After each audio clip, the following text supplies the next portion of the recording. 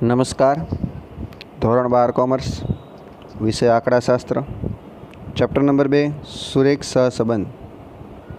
હું મેહુલ સોળિયા આપનું હાર્દિક સ્વાગત કરું છું.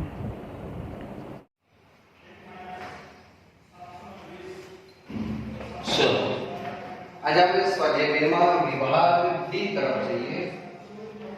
વિભાગ ડી જે 3 ગુણના દાખલા હોય તે આ વિભાગમાંથી હોય છે. વિભાગ ડી માં પણ થિયરી પણ આવે છે. તો 1 થી 9 નંબરના પ્રશ્નો છે થિયરીના પ્રશ્નો છે, જે આપણે થિયરીમાં ચર્ચા થઈ ગઈ હશે. તો એને તમારે એક નજર માર લેવાની. જો પ્રશ્ન હોય કોઈ પ્રશ્ન આવે તો તમારો કોન્ટેક્ટ કરો, એનું સોલ્યુશન હું જરૂર આપીશ. તો 10 નંબરના દાખલાની અંદર જઈએ તો દાખલા નંબર 10 રકમમાં ધ્યાન આપો. બે ચલ વરસાદ મિલીમીટરમાં x અને પાકની ઉપજ ક્વિન્ટલ હેક્ટર y નીચે માહિતી મળે છે. n બરાબર 10, x બાર બરાબર 120, y બાર બરાબર 150, sx બરાબર 30, sy બરાબર 40 અને સિગ્મા xy બરાબર 1,89,000. આ માહિતી પરથી સહસંબંધકની કિંમત શોધો. આ માહિતી પરથી કઈ રકમ પરથી સહસંબંધક જે વસ્તુ તમને આપેલી છે પહેલા લખીએ. n બરાબર 10, x બાર બરાબર કેટલા આપેલા છે 120, y બાર બરાબર 150, sx અને sy. sx બરાબર 30, sy બરાબર 40. ત્યાર પછી સિગ્મા xy બરાબર 1,89,000. આ તમામ વિગતનો ઉપયોગ કરી જો સૂત્ર વિચારીએ તો સૂત્રમાં એક સૂત્ર તમે જો જોશો તો ટૂંકા દાખલાના સૂત્રમાં એક સૂત્ર લખેલું હશે r બરાબર sigma xy minus n x બાર y બાર છેદમાં n ગુણ્યા sx ગુણ્યા sy. સૂત્ર તમારી પાસે લખેલું આપો તમે આ સૂત્ર લખેલું છે તમે ચેક કરી શકો છો. સૂત્રની અંદર કિંમત મૂકી સિગ્મા xy એટલે 1,89,000 માઈનસ n એટલે 10 ગુણ્યા x બાર એટલે 120 ગુણ્યા y બાર એટલે 150 છેદમાં n એટલે 10 sx એટલે 30 અને sy એટલે 40. તો આગળ વધીએ. 1,89,000 માઈનસ 10 ગુણ્યા 120 ગુણ્યા 150. આ તમામ તમે ગુણાકાર કરશો તો 1,80,000 છેદમાં 4 એટલે 12 અને 3 એટલે 0 એટલે 12,000. તો આગળ વધીએ. તો ઉપરની બાદબાકી તમે કરશો તો આવશે કેટલા 9,000 ભાગ્યા 12,000. તો 9,000 ભાગ્યા 12,000 તમે ભાગાકાર કરશો તો જવાબમાં તમને મળશે 0.75. જો આનું તમારે અર્થઘટન કરવું હોય તો અર્થઘટનમાં લખાય આંશિક ધન સહસંબંધ. કે એક નથી અને ધન છે. પરિણામે n 10 આપેલો છે, x બાર 120 આપેલો છે, y બાર તમને 150 આપેલો છે, sx 30 આપેલો છે, sy તમને 40 આપેલો છે. સિગ્મા xy બરાબર કેટલા આપેલા છે 1,89,000. આ તમામનો સૂત્રનો ઉપયોગ કરી આપણી પાસે એક સૂત્ર આવે r બરાબર sigma xy minus n x બાર y બાર છેદમાં n ગુણ્યા sx ગુણ્યા બંને જગ્યાએ n છે, ખાસ ધ્યાન રાખવાનું. જ્યારે પરીક્ષા પૂર્ણ થાય ખાસ કિંમત મૂકીએ. સિગ્મા xy 1,89,000 માઈનસ n કેટલો છે 10, x બાર કેટલો 120, y બાર કેટલો 150, n કેટલો 10, sx 30 અને sy 40. 1,89,000 નામ ત્રણેયનો ગુણાકાર કરશો એટલે 1,80,000 અને નીચેના ત્રણેયનો ગુણાકાર 12,000. ભાગાકાર આગળ બાદબાકી કરીએ ઉપરની તો 9,000 ભાગ્યા 12,000 જવાબમાં મળશે આપણે 0.75. બે ગુણ અથવા ત્રણ ગુણમાં દાખલો પૂછાઈ શકે. ત્યાર પછી આગળ જોઈએ દાખલા નંબર 11 રકમમાં જણાવે અવલોકનોની 9 જોડ માટે નીચેની માહિતી મળે છે સિગ્મા x બરાબર 51 સિગ્મા y બરાબર 72 સિગ્મા x² બરાબર 315 સિગ્મા y² બરાબર 582 સિગ્મા xy બરાબર 408 આ પરથી સહસંબંધ આંક શોધો તો જે વિગત છે એને પહેલા લખીએ અવલોકનોની 9 જોડ તો n બરાબર 9 ત્યાર પછી સિગ્મા x બરાબર 51 સિગ્મા y બરાબર 72 સિગ્મા x² બરાબર 315 સિગ્મા y² બરાબર 582 અને સિગ્મા xy બરાબર 408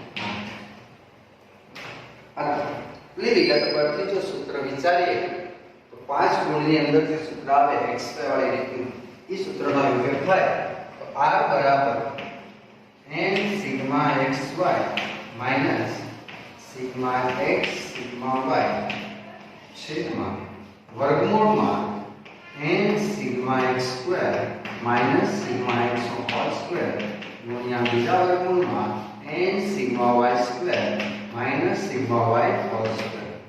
ચલો કિંમત મૂકીએ n આપણી પાસે 9 ગુણ્યા sigma xy 408 minus sigma x 51 ગુણ્યા સિગ્મા y 72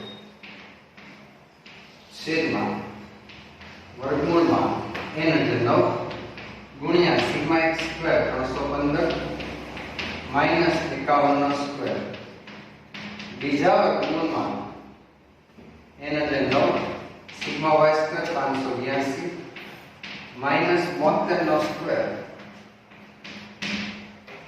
તો આગળ વધીએ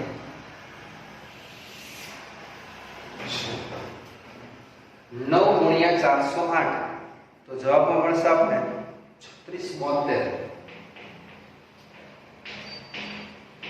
અને 51 ગુણ્યા 72 તો ત્યાં પણ કેટલા આવશે 3672 અહીંથી તો આપણે સમજી શકીએ ઉપરનો જો બાદબાકી 0 થશે તો આપણો જવાબ 0 આવવાનો છે. આગળ વધીએ આપણે વર્ગમૂળની અંદર 9 ગુણ્યા 315 તો 2835 માઈનસ 51 નો સ્ક્વેર 2601 બીજા વર્ગમૂળની અંદર જઈએ તો 9 ગુણ્યા 582 તો 5238 માઈનસ 72 નો સ્ક્વેર 5184 ઉપરની બાદબાકી આપણે 0 મળશે આ બંનેની બાદબાકી કરશું તો આવશે 234 ગુણ્યા આ બંને બાદબાકી કરશો તો મળશે 54 0 ભાગ્યા વર્ગમૂળમાં 234 ગુણ્યા 54 તો આવશે 12636 જેનો વર્ગમૂળ કાઢશું આપણે તો આવશે 112.41 જવાબમાં આપણે મળવાના છે કેટલા 0 પાણી લખી શકાય જો અર્થઘટન પૂછે તો શું લખાય સહસંબંધનો અભાવ અથવા હું લખી શકાય અર્થહીન જેનો કોઈ અર્થ નથી એવો આ સંબંધ હશે કે જેના કારણે જવાબ કેટલો મળ્યો આપણને 0 તો સહસંબંધનો અભાવ છે આપણો પ્રકાર હતા ત્યારે જ્યારે પણ ઉપર 0 થાય અથવા નીચે કે 0 થવાનું પદમાં તો ગુણાકાર અને ભાગાકારના નિયમ પ્રમાણે શું થવાનું સહસંબંધનો અભાવ એટલે કે 0 જવાબ આવશે. ક્લિયર?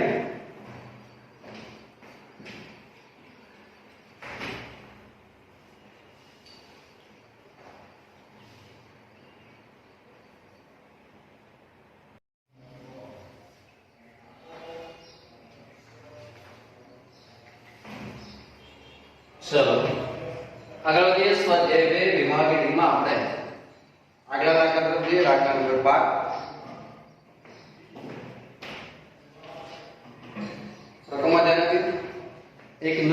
સ્પર્ધામાં 8 સ્પર્ધકોને બે નિર્ણાયકમાં આપેલા ક્રમ પરથી નીચેની માહિતી મળે છે. Sigma rx ry square is equal to 126, જ્યાં rx અને ry એ બંને નિર્ણાયકો દ્વારા સ્પર્ધકોને મળેલા ક્રમ દર્શાવે છે. આ પરથી સ્પીયરમેનનો પ્રમાણસર સંબંધ આવે એટલે કે પ્રમાણસર સંબંધની આપણે ગણતરી કરવાની છે. જે રકમ આપણે આપેલી છે એની પહેલા એનાલિસિસ કરીએ તો લખીએ એક સ્પર્ધામાં 8 સ્પર્ધકો તો n બરાબર 8. ત્યાર પછી આપેલું છે સિગ્મા rx ry એનો સ્ક્વેર અવગુણ આપેલું છે. rx ry નો સ્ક્વેર બરાબર 126. આનો આપણે જે સૂત્ર લખતા તેને લખતા d સિગ્મા નો સિગ્મા ના સ્ક્વેર આપણે 126 બરાબર 126 d નું સૂત્ર છે rx ry. તો આની પર સૂત્ર મૂકીએ r બરાબર 1 - 6 સિગ્મા d સ્ક્વેર છેદમાં n કૌંસમાં n સ્ક્વેર માઈનસ 1. કિંમત મૂકીએ 1 - 6 ના 6 ગુણ્યા સિગ્મા d સ્ક્વેર એટલે 126 n એટલે 8 કૌંસમાં 8 નો સ્ક્વેર માઈનસ 1. તો 1 માઈનસ આ બંનેનો ગુણાકાર 6 ગુણ્યા 126 તો ગુણાકાર બંને મળશે 756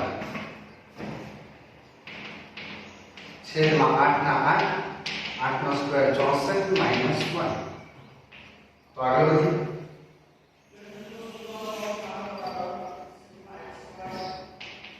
1 માઈનસ 756 છેદમાં 8 કૌંસમાં 63.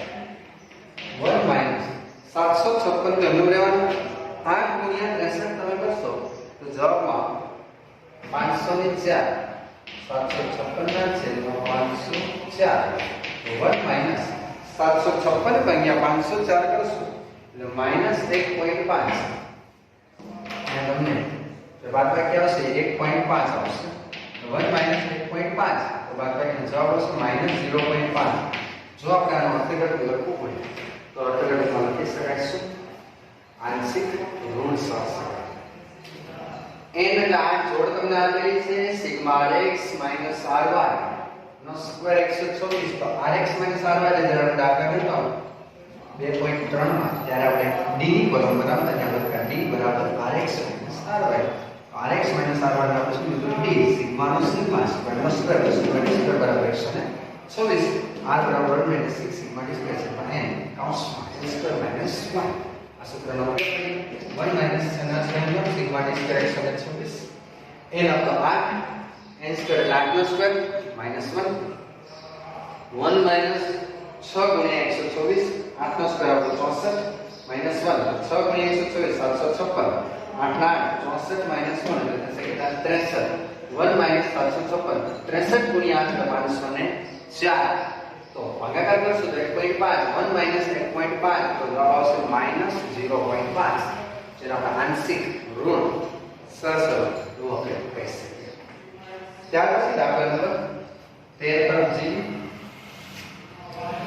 દાખલા નંબર 13 જ્યાં આપણે આગળ રકમમાં નોકરી માટે આવેલા 5 ઉમેદવારોને ઇન્ટરવ્યુના આધારે બે નિર્ણાયકોએ આપેલા ક્રમ 3 5 5 4 1 2 2 3 અને 4 1 છે. આ માહિતી પરથી પ્રમાણસર સંબંધાંક એટલે કે r પ્રમાણસર સંબંધાંક છે. રકમમાં તમે આપેલું છે ને સમજીએ તો 5 ઉમેદવાર એટલે n બરાબર 5 છે એવું કહેવાય છે. n બરાબર 5 ત્યાર પછી તમને રકમમાં જોડી આપેલી છે. જોડી ક્રમ છે એવું કીધેલું છે. જોડી શરૂ થાય તો આ ક્રમ. પહેલી જોડી છે 3 5, બીજી 5 4, ત્રીજી 1 2, પછી 2 3 અને 4 1. તો આપણી બે કોલમ આપણે બનાવીએ rx અને ry. તો પહેલી જોડી જે આપણી છે કઈ છે 3 અને 5. તો એટલે 3 5. બીજી જોડી આપણી પાસે 5 4 5 4. ત્રીજી જોડી આપણી પાસે 1 2 1 2. ત્યાર પછીની જોડી આપણી પાસે 2 3 2 3 અને પછીની જે જોડી છે છેલ્લી 4 આ રીતે આપણે rx અને ry ની કોલમ આપણે એ લોકોએ દર્શાવી છે. d બરાબર આપણે કોલમ બનાવીએ rx ry ત્યાર પછી આપણે બનાવશું d સ્ક્વેર. તો આ જે આપણે જ્યાં લીધું એમાં આપણે ઉપયોગ કર્યો d બરાબર rx ry.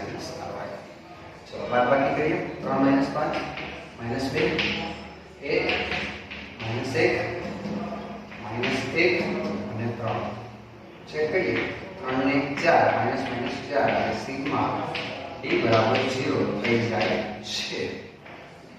તો બાજુમાં બનાવીએ d સ્ક્વેર 2 નો સ્ક્વેર 4 1 1 3 નો 9 તો સિગ્મા d સ્ક્વેર = 9 * 10 = 12 એ 15 16 ટોટલ આવશે કેટલું 16 16. આટલી વિગત પૂર્ણ થઈ ગયા બાદ આપણે r નું સૂત્ર મૂકીએ.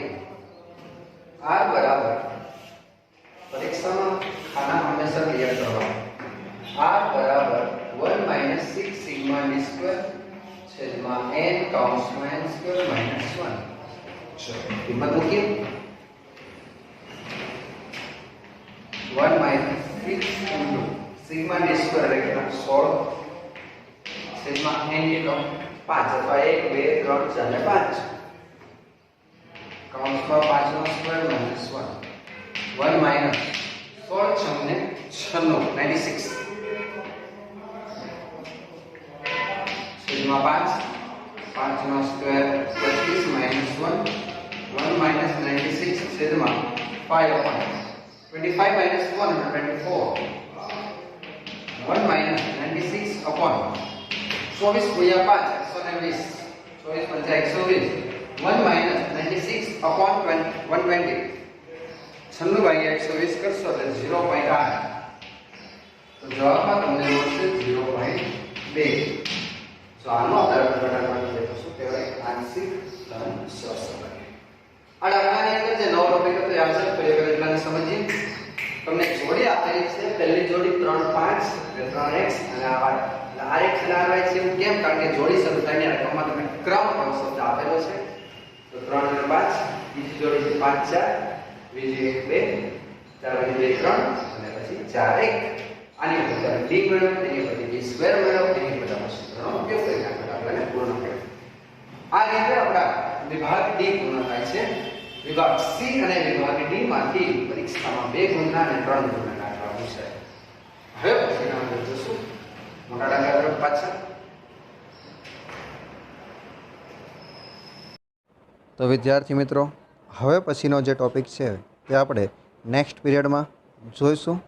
ત્યાં સુધી થેન્ક યુ, ગુડ બાય.